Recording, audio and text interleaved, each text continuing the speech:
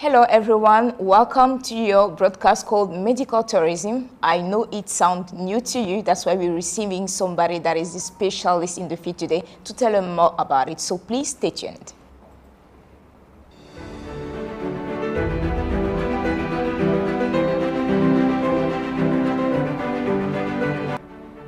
Today we're going to talk about economic aspect of medical tourism, and we're receiving Dr. Nicole COOPER. Welcome, doctor. Thank you. Thank you for having me. We're very happy to have you here because we know we're going to learn a lot today. Yeah, the first question is, okay, I wanted to know what is medical tourism? Okay. Medical tourism in the live form is when one patient leaves one area where they live to move to another area, another region, another country to receive medical care. In the virtual form is when the patient stays where they live, but the provider or the doctor in the other area virtually accesses them to provide care that's not available where they are. Okay, so have you been studying that? So medical tourism, for the most part, it's not something that you study, it's something that you do. Okay. Something that you practice. So after completing your medical studies, when you start to practice, if there are specialties that you do not have locally, you have to coordinate with your team members, with your colleagues in other countries and other regions in order to get your patients to them or have them virtually take care of your patients where you are. Okay, so how long have you been doing it? Okay, so I would say with medical tourism, I probably started in the field almost 8 years ago. Okay. When I began practicing in Liberia. Liberia does not have as much resources in the medical field as other countries in the ECOWAS region.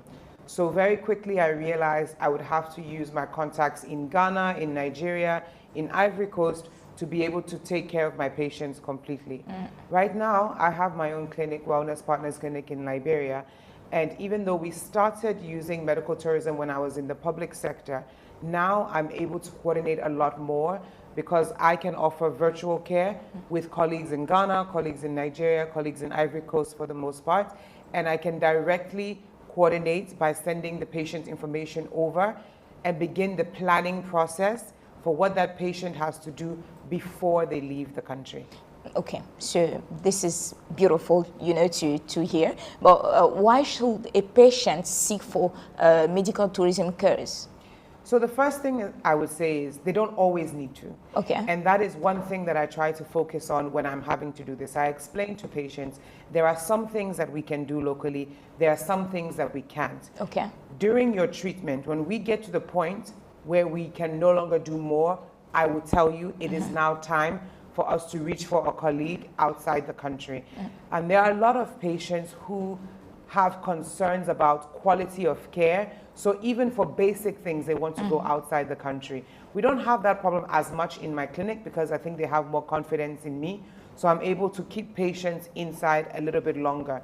But when it comes to something that's a machine or a technology that's not available locally, or a specialty where the quality locally is not as developed, sometimes for the sake of patient safety or because of the lack of technology, I will say it's time to go outside. So this is the reason. When the resources that you need are not available locally, or are not available at the quality that you need locally. All right. As you know, we're talking about the economic aspect. Tell me, what are the benefits to use medical tourism? So there are economic aspects on both sides. First of all, the need for medical tourism comes about because of economics. Okay. For example, Liberia is a small country. Our population is 5 million.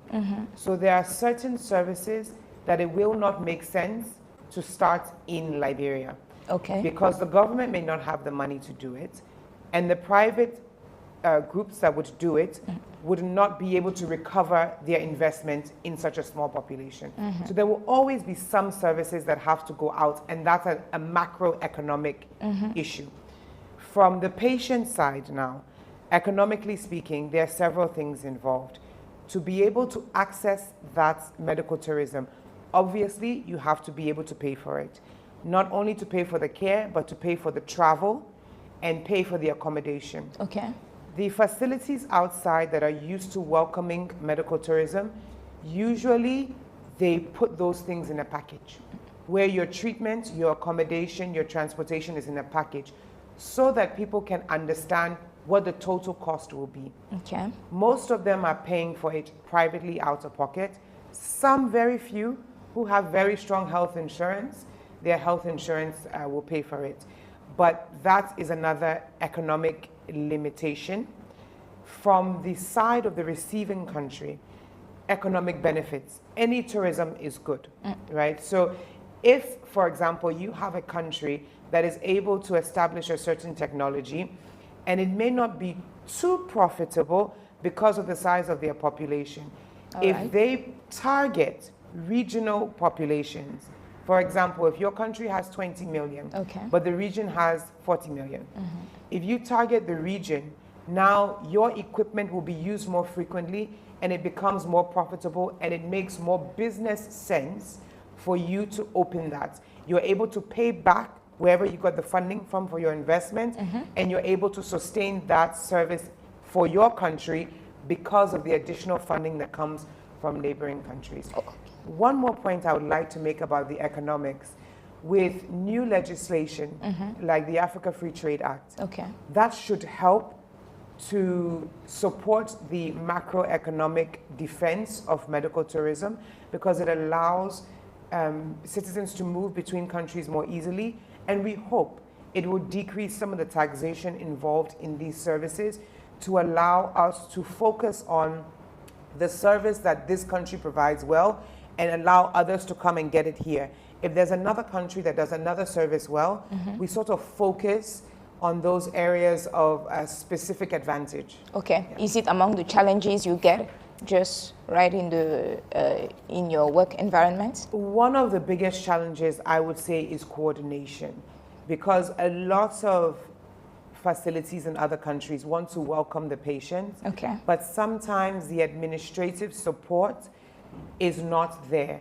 So in order to safely do an international referral, ideally, the provider that is sending the patient should be able to send a written report in advance, should be able to speak to that other facility in advance. That facility should help the patient to plan their stay in advance to minimize what we call financial toxicity. Because if my patient has to go to Abidjan, from Liberia to Abidjan for a surgery, and I send all the information in advance, the surgeon can look at the case and say, okay, this surgery requires this lab test, this imaging before. Can you do those lab tests before the patient comes to save the patient time once they arrive? We do all the tests, we package all the results, we send it. The surgeon looks at the pictures and says, okay, based on this, I can plan my surgery. I can plan my surgery. I can tell the patient they should plan to stay in Abidjan for 1 week after surgery. So that allows the patient to come maybe 2 days before surgery, leave 1 week after surgery. That's less than 10 days. If we do not do that, and I just give the patient their referral, they land in Abidjan, they don't know where they're staying. They have to find taxi, they have to find their way to the hospital, they have to schedule an appointment for the first consultation, they have to do all of the labs. That alone could be 1 to 2 weeks before the surgery. This patient has, we talk about economic impact, this patient has now missed 3 to 4 weeks of work. Do they even return back to a job? They have to come back home? But I thought normally the hospital was supposed to take care of all those things. So this is why I'm saying ideally beforehand, should be scheduled. But not every facility has the administrative structure to do that scheduling beforehand. That's the importance of, if a facility knows that the service they have is important in the region, they need to put measures in place in their facility to be able to welcome these patients smoothly, so that what should be 10 days is 10 days. It's not 4 weeks. It's not 4 weeks of the patient missing work. It's not 4 weeks of the patient paying for hotel. It's not 4 weeks of family member coming to support, also missing work, paying for hotel. All of those things create barriers to medical tourism and make it more difficult for the host country to attract that medical tourism. These are all some of the economic effects. Okay, are there other associations with whom you work? For the most part, it's my facility. I'm now developing an official partnership with another facility in Ghana to do some of that administrative work on the Ghana side. I also have another hospital that I work with in Ghana sometimes because they are a large multi-specialty hospital. So once I speak with their medical director, the medical director puts me in touch with whichever department I need, and they can coordinate everything. Sometimes even on the host side, the facility does not have all of the resources. So they may need to coordinate with 2 or 3 hospitals in their country. But you need a strong host facility that has those connections in their country that can coordinate with the other doctors and the other hospitals in their country. Wow. Can you please tell me, just to finish the interview, the role of technology in medical tourism? I cannot emphasize enough the role of technology in medical tourism. Technology is what makes the coordination of medical tourism possible. So from the beginning of, for example, I have an electronic medical record at my facility. So once I've completed this patient's referral, I can print, email that referral. Sending that email allows the other facility in the host country to see all the information, to see the images, to see the lab results, and they now use technology to coordinate. Sometimes we even will say, okay, why don't we have a virtual consultation so you can meet the patient before the patient arrives. Obviously, that requires technology. Financial technology, what they call fintech, to be able to make the payments, because some facilities will say, if we are booking you for surgery, you have to make a down payment, because we don't want to book our operating room and the patient doesn't fly, doesn't come here. How do we send that money? That also requires fintech and technology to transmit. So technology is at the heart of medical tourism, definitely. Thanks a lot. If you have something to tell the population, which message are you going to give unto them? What I would say today is that medical tourism is important, and we have to do it well. We have to do it well where we do not abuse it. It's not everything that you need to travel outside for.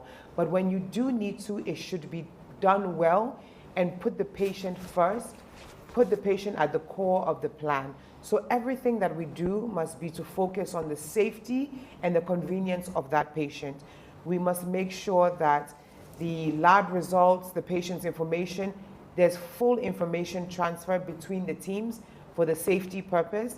And then the administrative structure should be there for pre-planning and post-planning for the convenience of the patient. If we get those 2 things right, it makes medical tourism very successful. And I really hope that, at least in the ECOWAS region, we'll be able to master the comparative advantages in each country, so we know Abidjan or Cote d'Ivoire is where you go for this particular type of procedure. Accra is where you go for this procedure. And we all become specialists in our area, and patients know where to go for what, instead of everyone trying to do the same thing and nobody becomes perfect at what they do. Thanks a lot, Dr. Cooper. We just talked about some aspect of economic in medical tourism, and we're happy you've been with us. Please stay tuned. See you next time. Thank you.